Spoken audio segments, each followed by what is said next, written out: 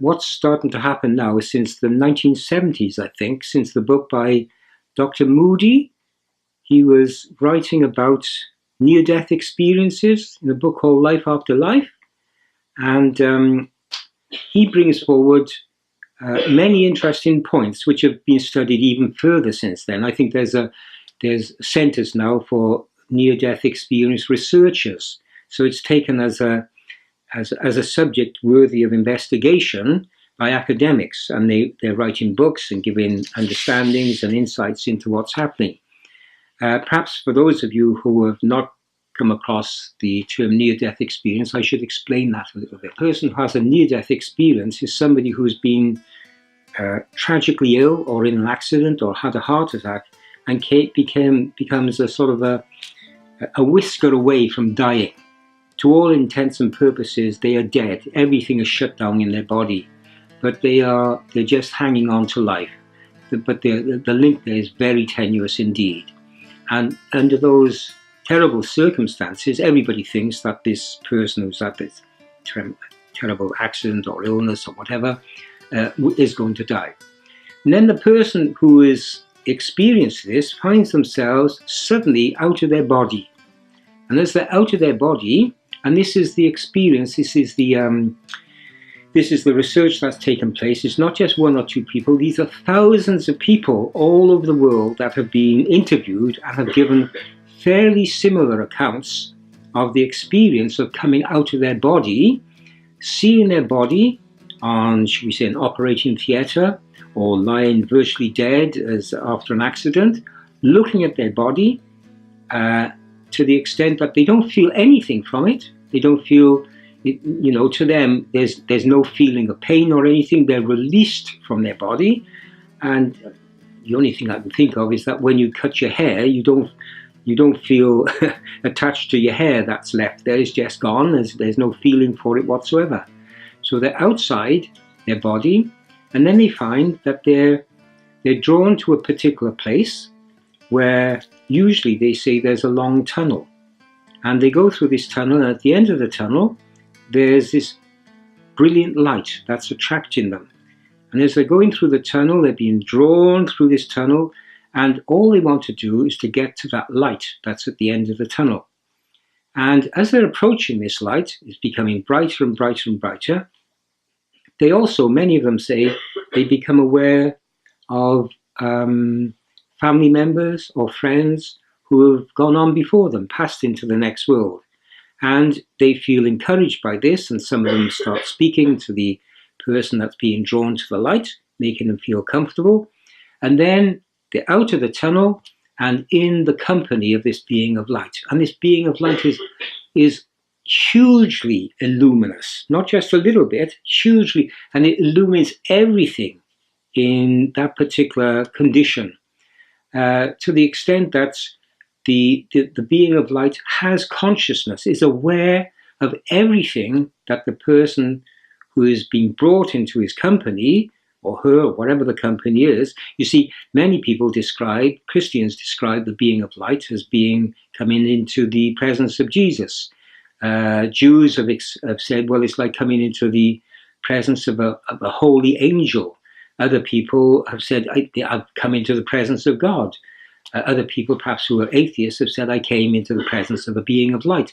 Everybody described their experience according to their understandings prior to going through the near-death experience. So they're limited by their own limitations, and the way they describe things is limited by their own understanding of things and so on. So whatever they're describing with regards to how you call this being of light is a limitation. All they know is that they're in this company of this being of light who surrounds them with unconditional love. And this unconditional love they feel in a blanket, so tranquil, so happy, so loved, that they don't want to go from it, in actual fact. They don't want to go back to their body or anything. They just want to be in that being of light's presence. And then the being of light eventually gives them a life view, a view of everything that they've done in life. And it happens in the blink of an eye. They see all the good things, all the bad things, all the in-between things, all the things they should have done, the things they shouldn't have done in this life review. And the being of light is there not to criticize, not to judge, but the individual that's experiencing this life review experiences that if they've been good to somebody, then and they've done something which is helpful to somebody, they feel the pleasure of that that they've given to that person back. They get back what they've given out. Similarly, if they have been aggressive to a person, unfriendly, cruel even, unkind, they get back the measure of that cruelty or unkindness that they've given to that particular person. So they're feeling everything that they've given out in this life review.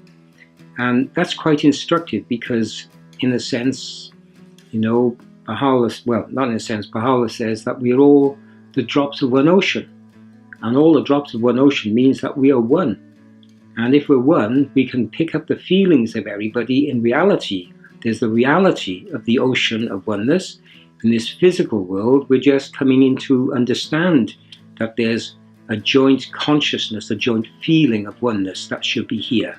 But in the next world there, it's there all the time. And it seems that these souls, near-death experiences, are starting to get an indication of the oneness of the human race, that we pick up, we feel what we put out, and we feel we get back what we put out, and so on. And then the being of light asks them two basic questions. One question is, have you loved like I have loved you unconditionally? The implication is that we're here to love everybody without discrimination. Black, white, rich, poor, cruel people, kind people. It doesn't matter. We're here to love unconditionally. And the being of light is saying to them, have you loved like I have loved you? That's the first thing that they pick up. The next thing is that the being of light makes it known to them that they must keep on learning. They mustn't give up learning when we're on Earth.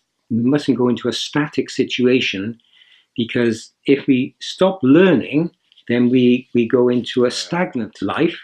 And being stagnant, not learning new things, it actually means we're going backwards, we're not going forward. So the being of light is saying, you must keep on learning. And my understanding is that, of course, any type of learning is an advantage, but the best type of learning is to learn about one's spiritual reality, one's relationship with other people that should be spiritual, and how to make our contribution to this world here, to cause, in the words of Baha'u'llah, to make our contribution to an ever-advancing civilization. We must learn how to do that, to make our contribution for the progress of the community, progress of society, the progress of mankind. And that's one of the reasons why we have been created, so that we can make our contribution to the betterment of mankind. So the being of light makes this known to the individual in that experience. And then a little while after, they become aware that they have to come back to their body. Most of them, if not all of them, say that they don't want to go back. That the life in the body is death, and where they are now is life. It's reversed. And they say, no, I don't want to go back to the body. And they say, the being of light says, you have to go back. It's not your time for the severance between the body and the soul. And so, with sort of dismay, they have to come back to the body. Those that come back of their own accord come back because they realize that they have a responsibility to children that are left, or family members that are left, and so on. And they actually are willing to come back. But most people are not willing to come back, but they are forced to because it's not their time. And they become aware that we have a responsibility in this life to perform, and it's only when that responsibility is performed, or given a chance for that responsibility, if we can put it like this, that there's a severance between the body and the soul.